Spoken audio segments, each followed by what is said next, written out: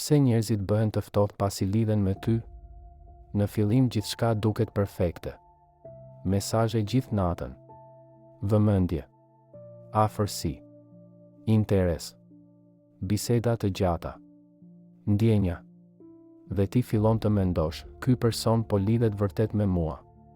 Por pastaj gradualisht diçka ndryshon. Përgjigjet bëhen më të thata. Energjia ndryshon. Më pak e fortë. Më pak afërsi. Më pak emocion. Dhe ti mbetesh duke pyetur veten, pse u ftoh? Çfarë ndryshoi? Mos bëra diçka gabim? Dhe ndoshta kjo është një nga gjërat më konfuze në marrëdhëniet moderne. Sepse disa njerëz të japin shumë afërsi në fillim, por bëhen të ftohtë sapo lidhja fillon të bëhet reale.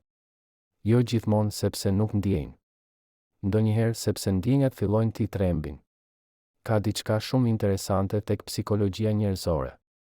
Shumë njerëz e duan afërsinë derisa ajo bëhet shumë reale. Sepse në fillim gjithçka është emocion.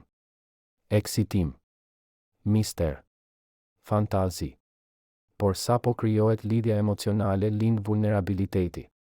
Dhe vulnerabiliteti tremb shumë njerëz. Psikologjia moderne e quan këtë avoidant attachment. Kur një person dëshiron lidhje por instinktivisht largohet sapo ndjenjat bëhen të thella. Prandaj ndonjëherë njerëzit afrohen shumë, pastaj ftohen. Jo sepse nuk ndjejnë, por sepse po ndjejnë më shumë se ç'dinë të menaxhojnë. Ka njerëz që në fillim japin versionin më intensiv të vetes. Sepse fillimi nuk ka ende peshë reale emocionale. Nuk ka përgjegjësi. Nuk ka frikë nga humbja. Nuk ka ekspozim të plot emocional. Por sapo fillojnë të lidhen realisht, mendja aktivizon mbrojtjet. Frikën. Pasiguritë. Dyshimet. Dhe gradualisht personi fillon të distancohet. Carl Jung besonte se njerëzit shpesh largohen nga gjërat që i prekin më thellë. Sepse ato zgjojnë pjesë të vetes që nuk dinë si t'i përballojnë. Dhe ndonjëherë lidhja me ty po zgjon emocione që ai person nuk është gati t'i përballojë. Ka edhe njerëz që janë të dashuruar me fillimin. Me çase. Me eksitimin. Me ndjenjen e fitimit të dikujt. Por sapo krijohet stabilitet emocional, humbasin intensitetin që kërkonin. Sepse nuk ishin të lidhur me qetësinë. Ishin të lidhur me emocionin e fillimit. Dhe kjo është shumë moderne. Sot shumë njerëz janë bërë emocionalisht të varur nga stimulimi konstant. Nga eksitimi, nga tensioni, nga paqartësia. Prandaj stabiliteti emocional fillon të duket i mërzitshëm. Por dashuria e pjekur nuk është vetëm eksitim. Është prani, qëndrueshmëri, siguri emocionale. Marcus Aurelius shkruante, njeriu i paqëndrueshëm kërkon emocion. Njeriu i qetë kërkon paqe. Dhe ndonjëherë njerëzit bëhen të ftohtë sepse nuk janë mësuar me paqen emocionale. Ka edhe ego brenda gjithë kësaj. Në fillim, shumë njerëz japin shumë efort sepse duan të ndihen të dëshiruar, të rëndësishëm, të zgjedhur. Por sapo ndihen emocionalisht të sigurt që ti je aty, efort fillon të bjerë. Jo gjithmonë nga ligësia. Ndonjëherë sepse njerëzit marrin për të mirëqenë atë që nuk kanë më frikë ta humbasin. Dhe kjo është shumë njerëzore. Por gjithashtu shumë e dhimbshme për personin tjetër. Sepse ti fillon të ndjesh sikur po humbet versionin e tyre që të bëri të lidheshe. Dhe gradualisht fillon overthinking. Pse nuk është më njësoj? Pse është më i ftohtë? Mos nuk ndjen më? Por ndonjëherë problemi nuk është mungesa e ndjenjave.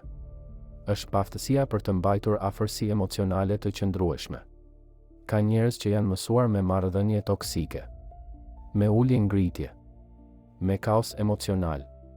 Prandaj kur lidhja fillon të bëhet e qetë, diçka brenda tyre humbet interesin. Sepse sistemi emocional është mësuar me tensionin. Nietzsche shkruante, disa njerëz nuk dinë si të jetojnë pa konflikt. Dhe ndonjëherë kjo ndodh edhe në dashuri.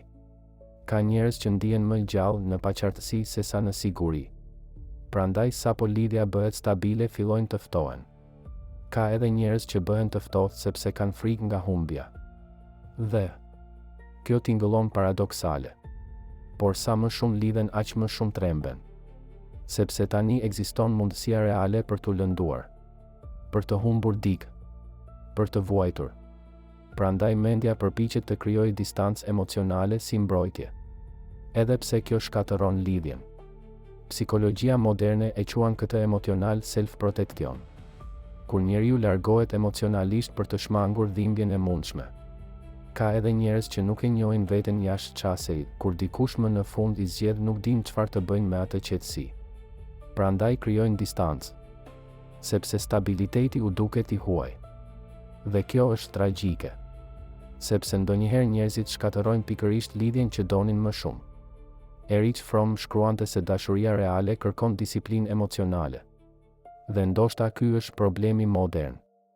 Shumë njerëz duan ndjenjen e dashurisë, por jo përgjegjësinë emocionale që ajo kërkon. Sepse dashuria reale nuk është vetëm flirt, mesazhe, emocion fillestar. Është konsistenci. Është efort edhe pasi emocionet stabilizohen. Është prani edhe kur gjërat bëhen normale. Ka diçka shumë të rëndësishme që duhet kuptuar.